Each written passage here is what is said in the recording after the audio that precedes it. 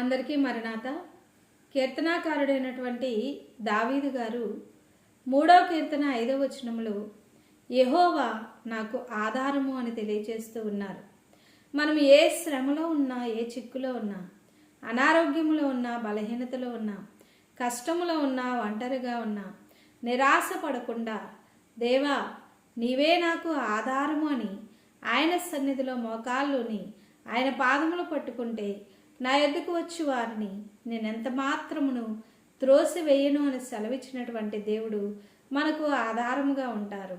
ధనము ఆధారముగా ఉండకపోవచ్చు, బలము ఆధారముగా ఉండలేకపోవచ్చు, లేక కుటుంబమే మరి ఆదరిస్తుంది అనుకున్నటువంటి కుటుంబము ఆదరణగా లేక ఆధారముగా లేక అనేకమైనటువంటి సమస్యల్లోనికి నెట్టివేయవచ్చు.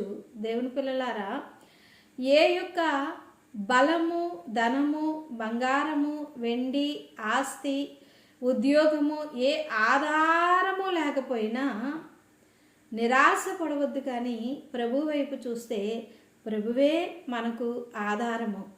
చూడండి, అబ్రహాము గారికి ఎవరు ఆధారము? ఎవరున్నారని ఒంటరిగా బయలుదేరారు.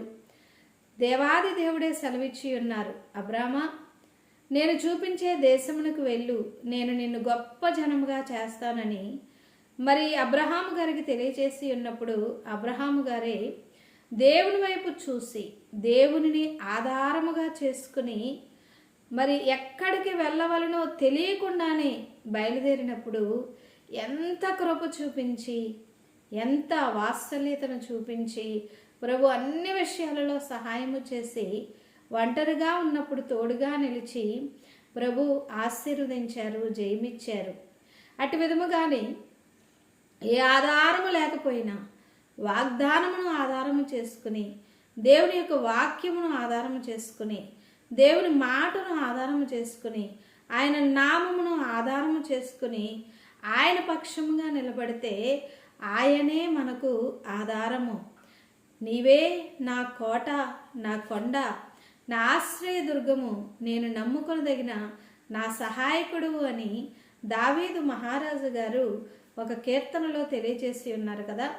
అటు విధముగానే దేవుని పిల్లలమైనటువంటి మనం, ప్రభువా నాకు ఏ ఆధారము లేదు కానీ నీవే నాకు ఆధారము అని ఆయన మీద సంపూర్ణముగా ఆనుకుంటే, ఆయననే ఆధారముగా చేసుకుని అరణ్యములో నడుస్తూ ఉన్నటువంటి ఇశ్రాయేలుని విడవక కనానులో ప్రవేశపెట్టినటువంటి దేవాది దేవుడే ప్రతి విషయంలో కూడా సహాయం చేసి ఆహారము పెట్టి, మరి అదే విధముగా నీటిని ఇచ్చి, పగలు మేఘస్తంభముగా రాత్రి అగ్నిస్తంభముగా వారికి ఆధారముగా ఉండి వారిని నడిపించినటువంటి దేవాది దేవుడే మనల్ని కూడా నడిపిస్తారు. చూడండి, కొన్ని సందర్భముల్లో అందరూ విడిచిపెట్టేసిన ఏ ఆధారము లేకపోయినా యేసుక్రీస్తు ప్రభులు వారిని ఎప్పుడైతే రాను వారు వచ్చి ఆయనను పట్టుకుని మరి ఎప్పుడైతే బంధించారో అందరూ వదిలిపెట్టేశారు.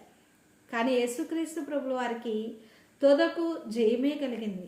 యేసుక్రీస్తు ప్రభు పొందిన జయమే ఎల్లవారికి అవును, కోరిన ఎల్లవారికి అవును, వేడిన ఎల్లవారికి అవును, నమ్మిన ఎల్లవారికి అవును. యేసు ప్రభుల వారికి జయము కలిగింది. ఆయన పిల్లలమైనటువంటి మనకు కూడా జయము కలగచేసి ఆయన రాకడ కొరకు ప్రభు సిద్ధం చేస్తారు. కనుక మనము కూడా, మీరందరూ కూడా ప్రభువా నీవే నాకు ఆధారము, యెహోవాయే నాకు ఆధారము అని ఆయన మీద సంపూర్ణముగా ఆనుకుని ఆయన నామమును స్మరించుకుంటూ సాగిపోదాం. రాకడకు సిద్ధపడదాం. అట్టి ధన్యత ప్రభు మీ ఎల్లరికూ అనుగ్రహించును గాక. ఆమేన్. ప్రార్థించుకుందాము. పరిశుద్ధుడైన తండ్రి, కృప కలిగిన దేవ, మీ ఘనమైన నామమునకు హృదయపూర్వకమైన వందనములు, స్తోత్రములు. నాయన ఈ సమయములో వాక్యమును ఆధారముగా చేసుకుని, వాగ్దానమును ఆధారముగా చేసుకుని, మీ నామమును ఆధారముగా చేసుకుని సాగిపోతూ ఉన్నటువంటి ప్రతి వారికి మీ యొక్క దీవెన, మీ యొక్క ఆశీర్వాదమును అనుగ్రహించి, ఆరోగ్యము కొరకు, కాపుదల కొరకు, దీవెన కొరకు, వృద్ధి కొరకు మీ యొక్క దీవెన అనుగ్రహించి, అలాగునే ప్రభా చదువుకుంటూ ఉన్న బిడ్డలకు మంచి జ్ఞానమును, జ్ఞాపక శక్తిని దయచేసి, స్కూల్కి వెళుతూ ఉన్నప్పుడు, వస్తూ ఉన్నప్పుడు మీ దీవెన, కాలేజీకి వెళుతూ ఉన్నప్పుడు మీ దీవెన, ఈ దినమున ఎవరు ఏ పనుల్లో ఉన్నారో, ఏది కావాలని కోరుకుంటూ ఉన్నారో అంతరంగ బహిరంగ కోరికలను తీర్చి ఆత్మీయ వృద్ధి దయచేసి వధువుగా రాకడకు సిద్ధం చేయమని మీ యొక్క ప్రియకుమారుడు పెండ్లి కుమారుడు అయిన యేసుక్రీస్తు ప్రభులు వారి అతి పరిశుద్ధ నామంలో వేడుకుంటూ ఉన్నాము పరమ తండ్రి. ఆమేన్. త్రిత్వదేవుని దీవెన మీకు మీ బిడ్డలకు తోడేండి నడిపించును గాక. ఆమేన్.